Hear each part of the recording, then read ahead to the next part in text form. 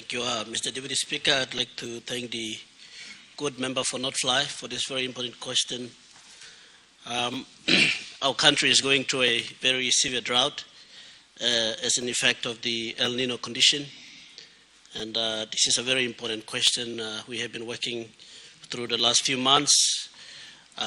In as far as the disaster management mechanism that prescribed by the National Disaster Management Act, we have already sent out instructions to all provincial governments, especially the provincial administrators, to set up the Provincial Disaster Management Committee.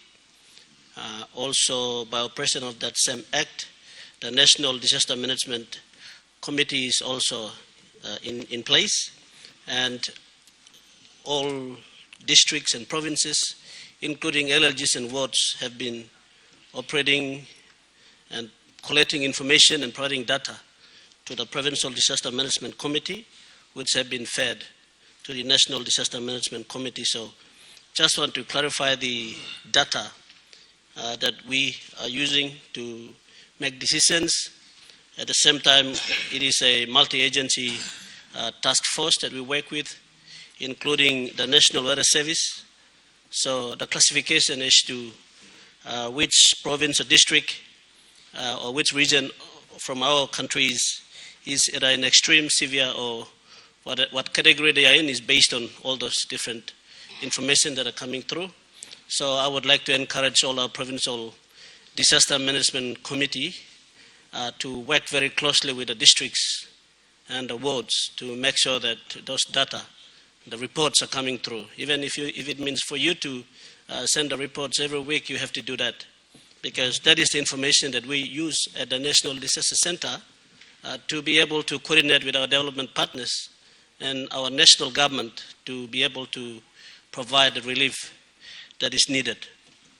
In as far as the my press release and the financial instruction is concerned, yes, we have a table that at the NEC, and NEC has prudently made a decision to get our provinces and districts to respond at the local level, which is what it should be.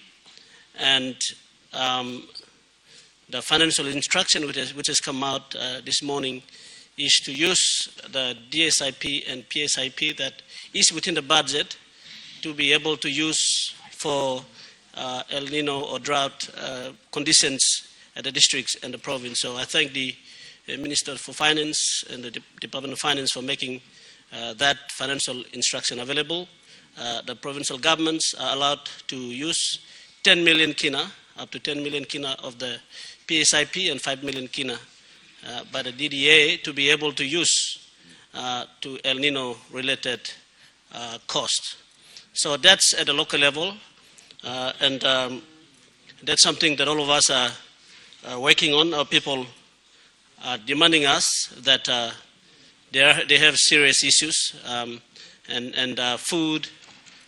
We have issues in even the health centers and our primary health care, provincial hospitals, and as far as health is concerned, is all scaling down services because of the lack of water in some of these very seriously affected provinces. And I think the same is happening in education and others. So where we can, I urge the provinces and the districts to use the financial instructions to be able to intervene immediately while our national government work through the Treasury Department to find help to support, give more support. With as far as the 300 million kina loan that he was alluding to, I think I would ask the Treasury or the Prime Minister to respond to that, if not now, maybe later. Thank you.